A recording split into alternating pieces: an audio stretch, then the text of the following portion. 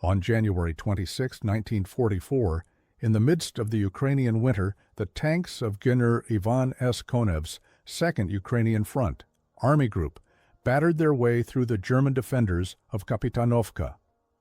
Lieutenant General Nikolaus von Forman of the Ex-11 Panzer Corps summed up the spectacle. Regardless of the losses, and I mean regardless of losses, masses of Soviets about midday streamed westwards past the German panzers, which were firing at them with everything they had. 2 days later, the 2nd Ukrainian Front linked up with General Nikolai F. Vatutin's 1st Ukrainian Front at Zvenygorodka. "We've done it this time. I've got the Germans in the pincers, and I'm not letting them slip out again," said Konev. Centered around the airfield at Korsun, a salient of Army Group South clung onto the western bank of the Dnieper River between Konev and Cherkassy. Field Marshal Erich von Manstein, commander of Army Group South, had flown to see Hitler at Rastenburg, demanding to pull back his dangerously exposed right wing. Dreaming of reversing the tide of the war, the Führer of Nazi Germany refused. By doing so, he enabled Marshal Georgy K. Zhukov, Stavka's, Soviet High Command, chief director of the Ukrainian theater, to pull off the largest encirclement of German forces since Stalingrad. Since its defeat at Kursk the previous summer, the Third Reich had lost the initiative to the Soviets. Numerical and material superiority allowed the Soviets to choose when and where to attack. Fire brigades of elite German units contained Soviet breakthroughs, but inevitably the front was pushed back westward.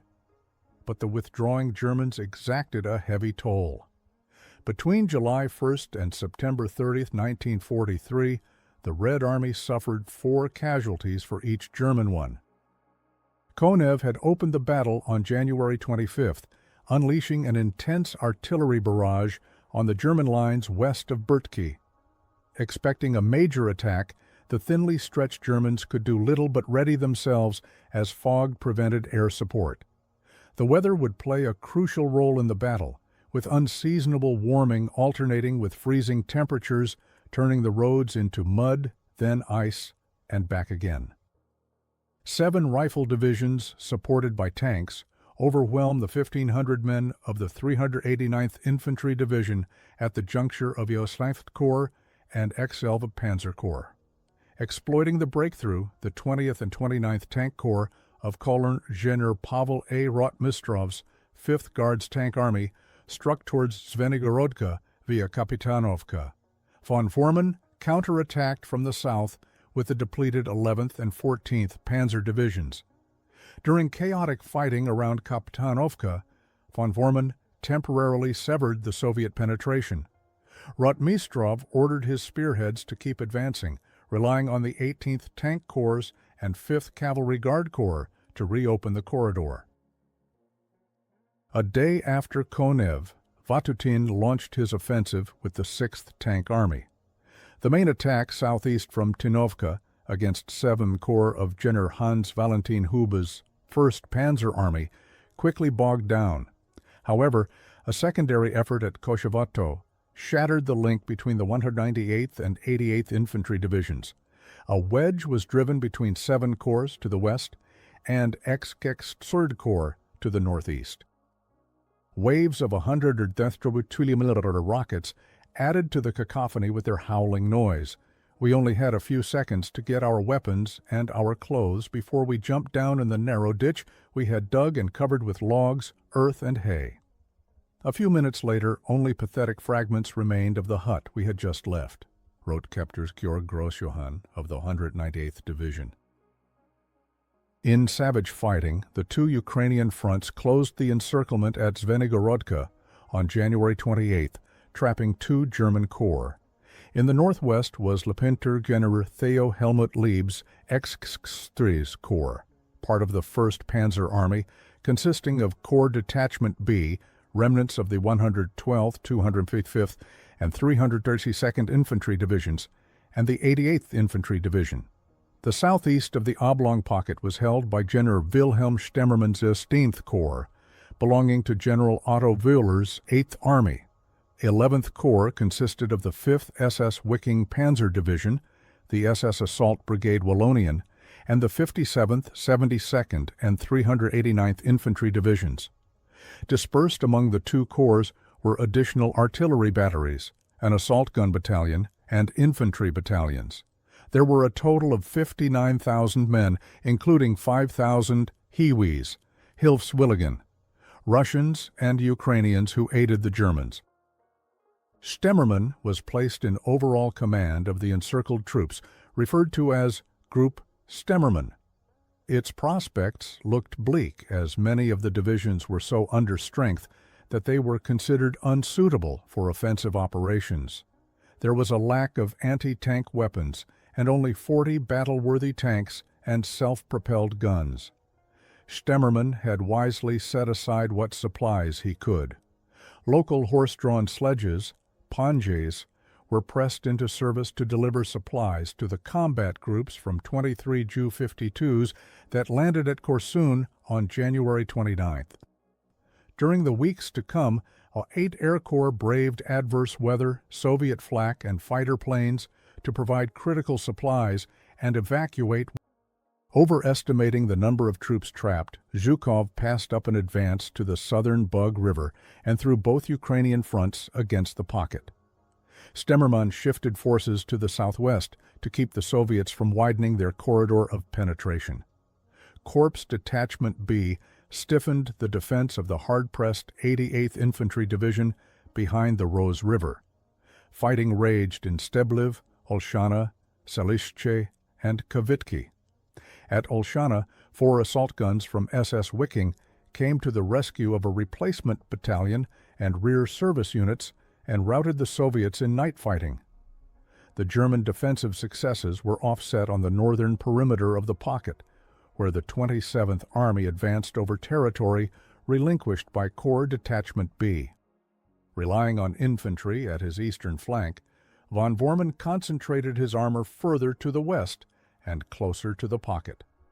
From February 1st onward, XL7 Panzer Corps focused on crossing the Spolka River and closing the gap.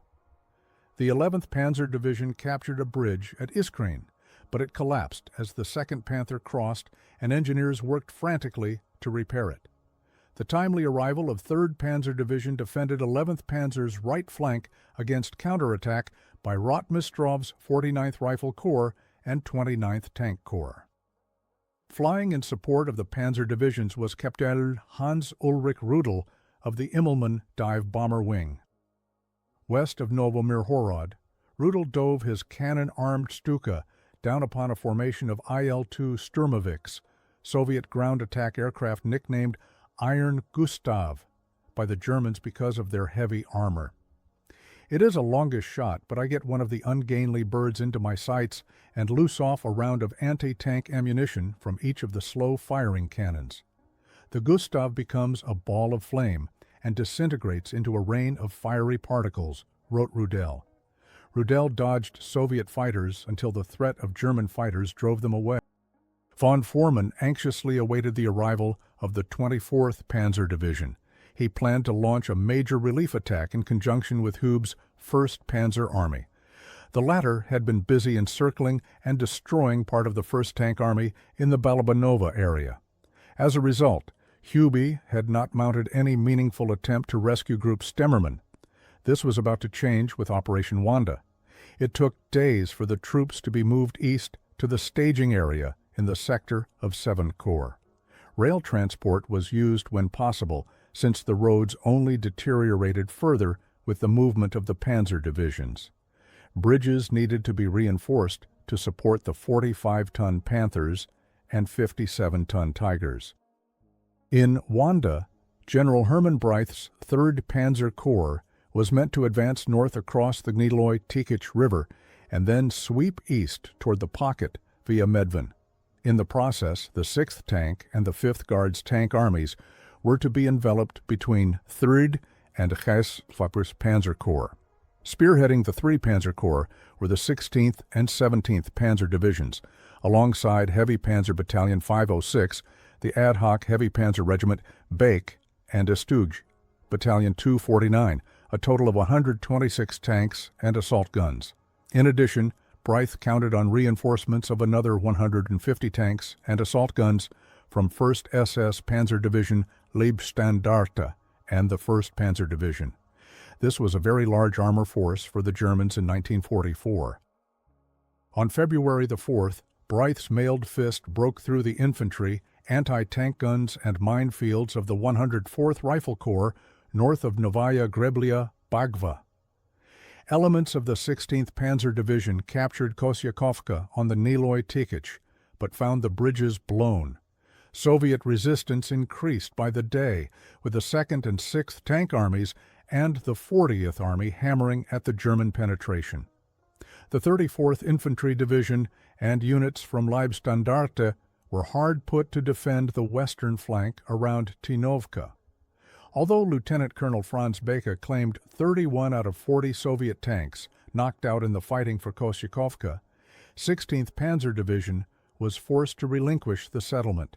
3rd Panzer Corps was more successful on the eastern flank, where the 1st and 17th Panzer Divisions, Beka's regiment, and the 198th Infantry Division seized Vinograd and Red. The XLVA Corps had a shorter distance to cover than Bryth. However, von Foreman only had 58 operational tanks and assault guns on February 4th, and his exhausted men were already engaged against Soviet counterattacks. To top it off, on Hitler's personal order, and despite Manstein's objections, the 24th Panzer Division, which had just completed its laborious journey, was ordered to return to the 6th Army to aid in the fighting around Nikopol. Von Foreman was thus reduced to spoiling attacks. The mud added to the misery of all. In some places, only tracked vehicles could move. Panthers churned through the muck in low gears. Even the wide tracks of T-34s sometimes got bogged down. Fuel consumption was up to 5 times higher than normal. Critically wounded died as it took too long to evacuate them. Soldiers marched barefoot, losing their boots the mud. All logistical tasks had to be carried out by horses as wheeled vehicles got stuck. Local women and teenagers carried ammo rounds over their shoulders, sinking knee-deep in the mud, remembered Lieutenant Alexander M. Fedin of the 22nd Tank Brigade. Luftwaffe fighters focused on protecting the Ju-52s supplying the Panzer spearheads. Flying low, the Ju-52s dropped petrol barrels into the mud. Since the barrels often landed 200-300 yards from the tanks, steel wires were attached to winch them in. With ammunition and fuel being prioritized, the panzer crews and grenadiers received little food. Unlike their machines, the men were expected to go on fighting with empty stomachs.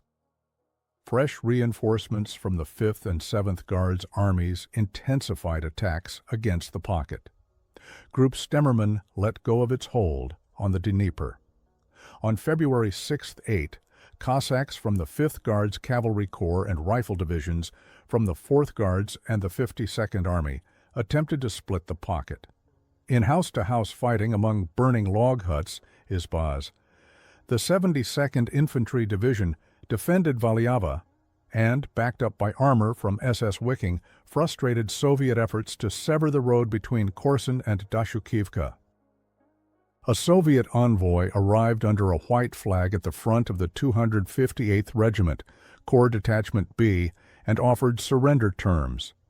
The envoy was treated to a glass of French cognac, told that he would receive an answer in due time, and sent on his way.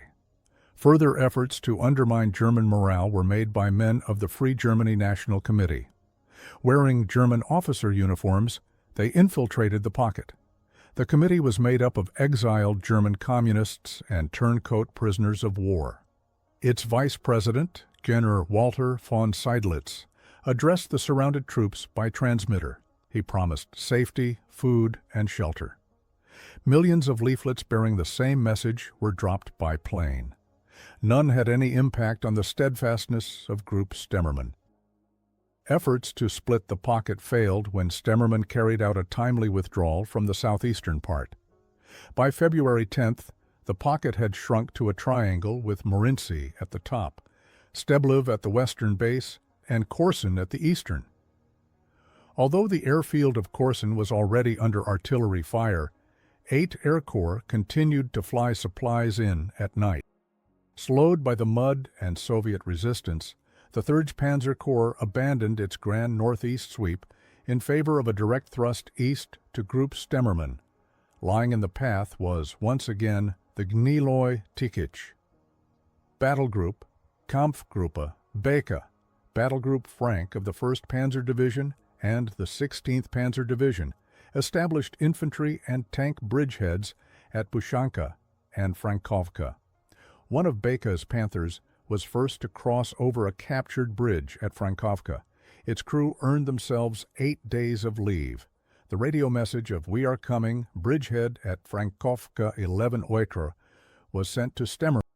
On the morning of February 13th, Beka, with parts of the 16th Panzer Division on his left flank, advanced across the river in the direction of Dashukivka. When 2 T-34s were spotted driving suspiciously into a small depression, Beka called for air support. Alerted by white flares fired from the German tanks, Stukas came screeching down upon more T-34s lying in ambush. Flushed out into the open, the T-34s fell victim to the 88s of Beka's Tiger Battalion, firing at a distance of 2,000 yards. More T-34s appeared and attempted to outflank the Tigers, but were engaged by Beka's Panther Battalion and Panthers of the 16th Panzer Division. Stukas smashed Soviet anti-tank gun positions. When it was all over, the Germans claimed to have knocked out 70 Soviet tanks and 40 anti-tank guns for a loss of 5 Tigers and 4 Panthers. Dashukivka, Chesnovka, and Kijinci were captured. An impressed Manstein radioed the 3rd Panzer Corps, "Bravo! Despite the mud and Russians, already much has been accomplished. Now it is about the last step, teeth together and forward." Lieutenant Colonel Heinz W. Frank's battle group cleared heavily defended Lysianka further east on the Gniloi Tikich. Supported by Stukas, the Panthers and Grenadiers established a bridgehead over a ford to the northern side. Large elements of Frank's parent 1st Panzer Division were stuck in the mud south of Lysianka. Leibstandarte, the remainder of 16th and the entire 17th Panzer Division were defending on the northern flank of 3rd P's Corps. Meanwhile, the 198th and 34th Infantry Divisions were engaged with the 40th Army at Vinograd and Tinovka. Von Vormann kept attacking to take pressure off of the 3rd Panzer Corps. With grenadiers hitching a ride, tanks of the 11th Panzer Division bridged the Spolka River at Yerki. North of the town, they were hit by mortar shells. As the infantry took cover, Soviet anti-tank guns opened up. The anti-tank guns were shot up by the Panthers, which suffered no losses. However, by February 13th, only 3 of 20 Panthers were capable of combat due to lack of fuel. The Iskrenoye bridgehead had meanwhile been abandoned. Efforts by the 13th Panzer Division to force another crossing at Yurkivka were frustrated by tenacious Soviet resistance. Like their machines, the men were getting worn out. Many German soldiers had been affected by the so-called Volhynian fever, a type of typhoid disease, including Maj, General Gustav von Wietersheim, who needed injections in order to keep commanding his 11th Panzer Division. Further adding to their woes were worn-out socks and boots, frostbite, trench foot, and lice. SS Wiking captured Shenderivka on February 11th. The village became the main base for the anticipated breakout. To further shorten the distance to 3 Panzer Corps, Stemmermann attacked towards the villages to the southwest. Camouflaged in their snow smocks, the remaining 689 Grenadiers of Major Robert Kaestner's 105th Regiment surprised and overcame the 1st Soviet defensive belt. Around midnight, Kaestner called forth a self-propelled 20mm anti-aircraft gun which shot up a Soviet fuel column on the outskirts of Novobuda. The trucks exploded in huge fireballs. While Kaestner seized Novobuda, 2 other regiments of the 72nd Infantry Divisions, alongside elements of SS Wiking and SS Wallonian, took Komarivka and Kilki. Alarmed by the German advances, Stalin put Konev in command of all forces around the pocket. Group Stemmermann's gains in pushing closer to the relief forces necessitated pulling back from its eastern periphery. On February 13th, the Soviets occupied the airfield at Korsun, where the ground had become so soft that planes were hardly able to take off anyway. Now everything depended on reaching 3 Panzer Corps. Broith landed in a Fiesler-Storch observation plane at Lysianka to personally assess the situation. A small but steeply banked stream impeded Frank's advance northeast to October. In the dim light of dusk, Sergeant Hans Strippel's Panther knocked out 2 camouflaged T-34s guarding a 40-ton bridge across the stream.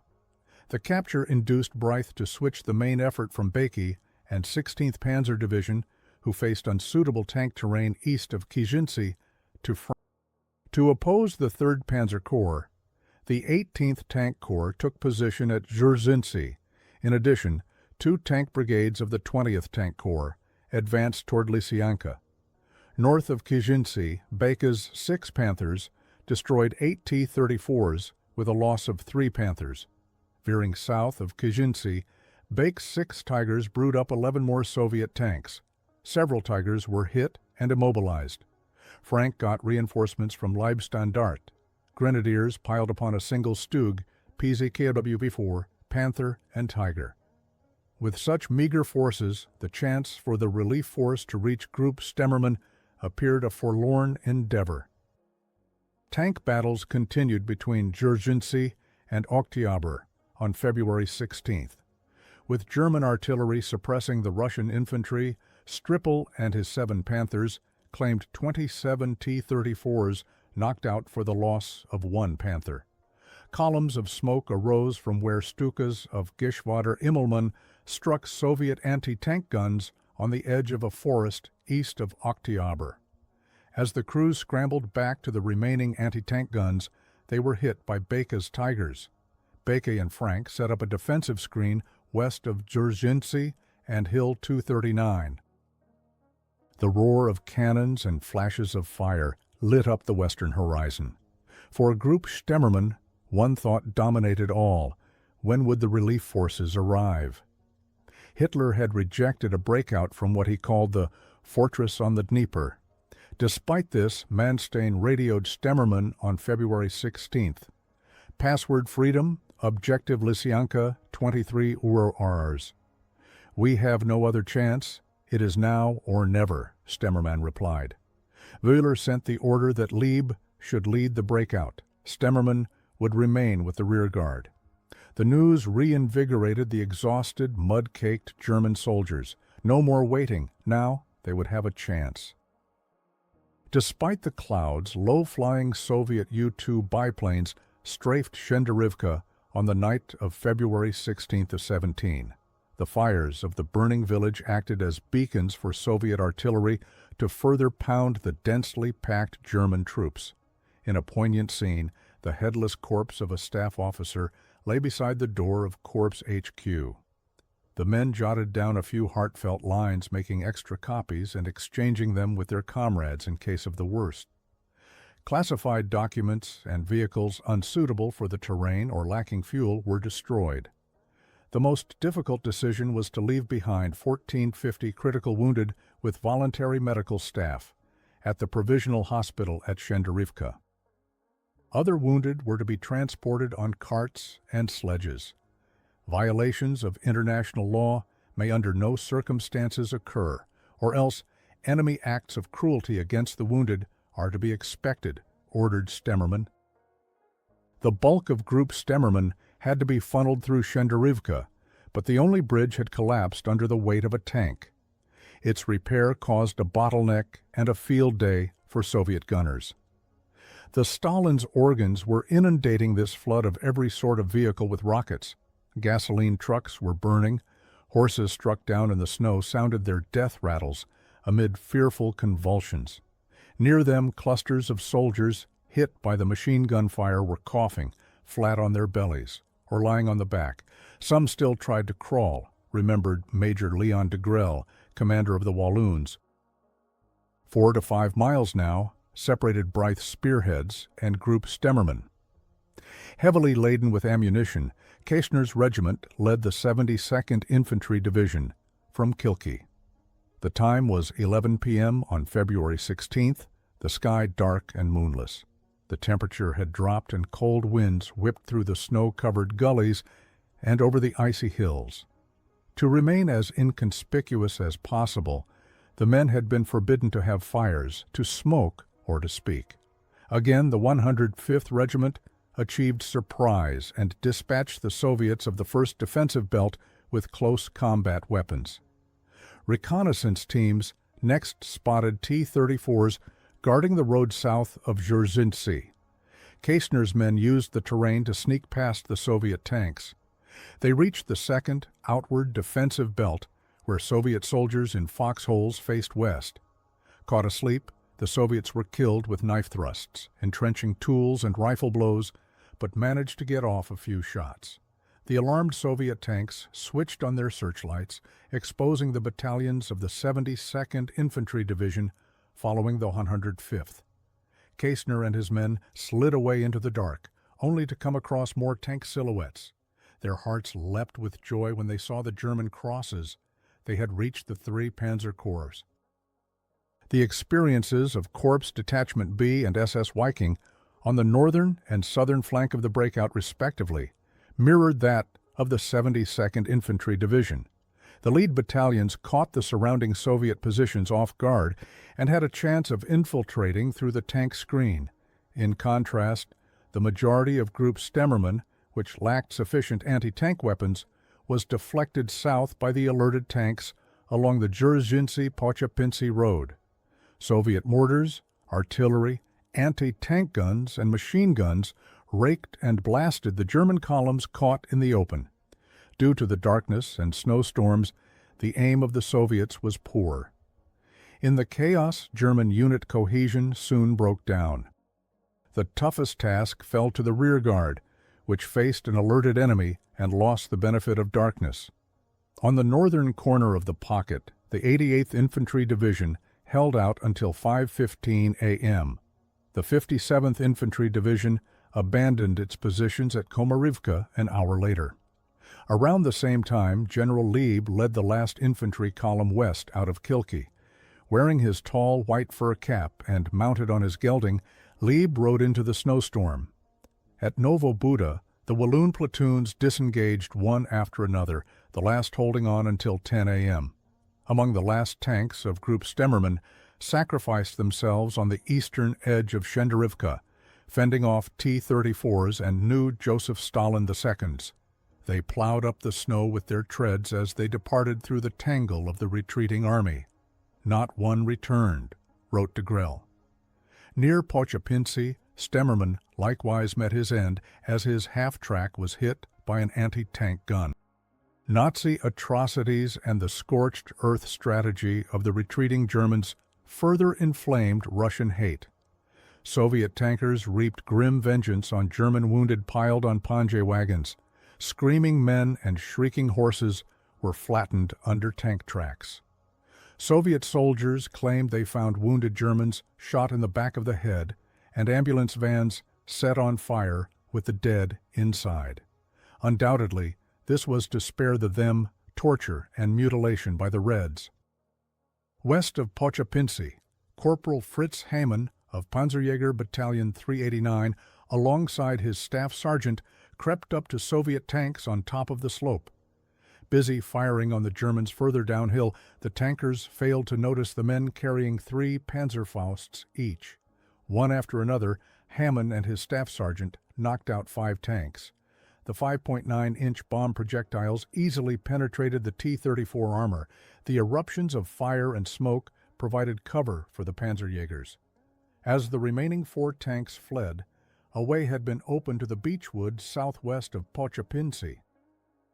Although it was defended by Soviet machine gun positions, the wood provided safety from Soviet tanks and made it possible for groups of Germans to fight their way through to Lysyanka. Among them were de Grelle and most of the Walloons. Having survived tank fire and Cossack cavalry charges, the Walloons took up position in the woods south of Hill 239, joined by several thousand stragglers, including Ukrainian civilians, fleeing the Russians. The 632 Walloons reached the outpost of the 1st Panzer Division on February 18th. Most of the Germans, including Hammond's Panzerjägers, skirted the wood to end up along the Niloy Tikich. The men of the 72nd Infantry Division were first to reach the river. Although only 20-30 yards wide, the swiftly moving water was 30 feet deep and the banks were steep. After dawn, a Soviet tank appeared, firing on German supply vehicles, but then drove into a deep gully and got immobilized. Throughout the day and into the night, intermingled units of Corps Detachment B and SS Wiking arrived at stretches of the Niloy Tikich. Attempts to create a bridge with pansies, shrubs, and small trees were unsuccessful as the current carried them away. Soviet artillery blasted the Germans bunched together on the eastern bank. As more T-34s rumbled closer, soldiers tried to swim the river. Weak from cold and exhaustion, hundreds were pulled under by the swirling waters.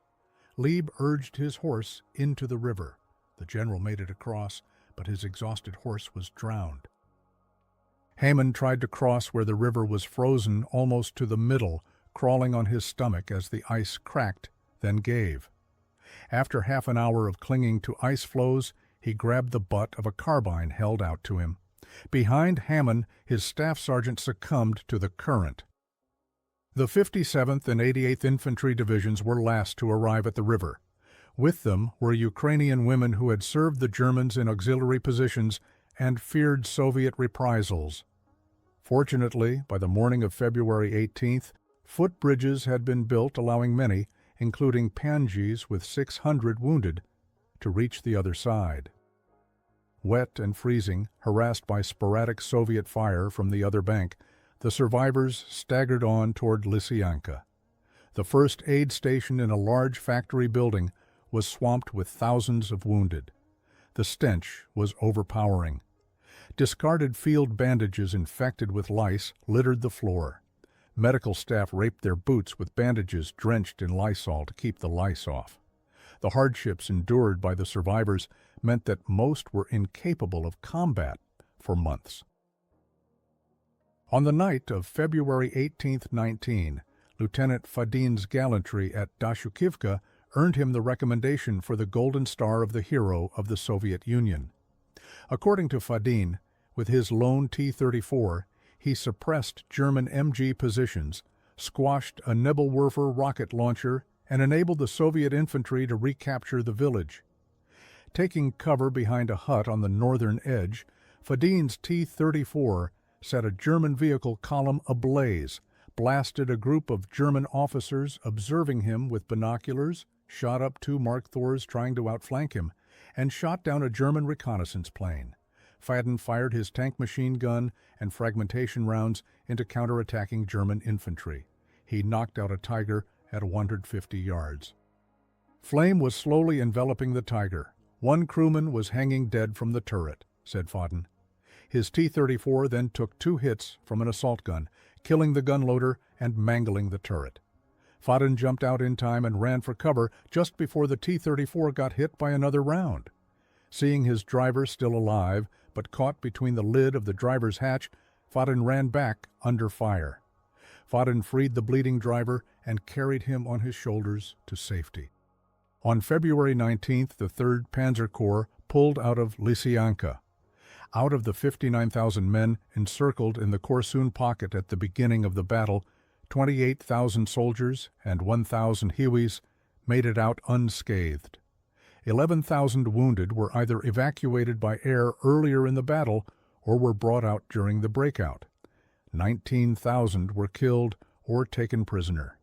313 guns and howitzers and 50 tanks were lost. In addition, 1st Panzer Army and 8th Army suffered a combined 1,000 casualties, 2/3 of which were wounded. 240 tanks and assault guns had been lost. Only 1/3 of the armor was lost to enemy fire. The majority broke down and could not be recovered. Mentioning Soviet losses was officially forbidden under the Communists.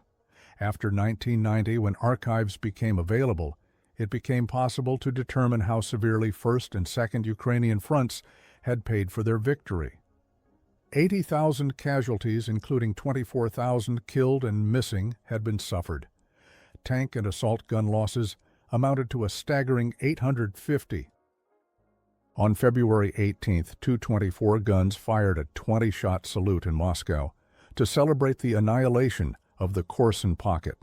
Soviet propaganda boasted of twice the actual German casualties and inflated German tank losses by 200%.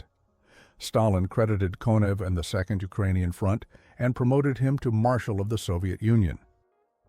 The gap between the 8th Army and 1st Panzer Army was resealed by a counterattack of the panzer divisions. The Korsun battle had hit the Germans hard. The divisions of Group Stemmermann needed to be rebuilt and refitted. The Soviets had broken the German hold on the Dnieper and pushed the enemy further west. High Soviet losses in exchange for victory would continue until the end of the war. Another 9 million Soviet soldiers would die, be wounded, or be taken prisoner before the Red Army stood victorious in the ruins of Berlin.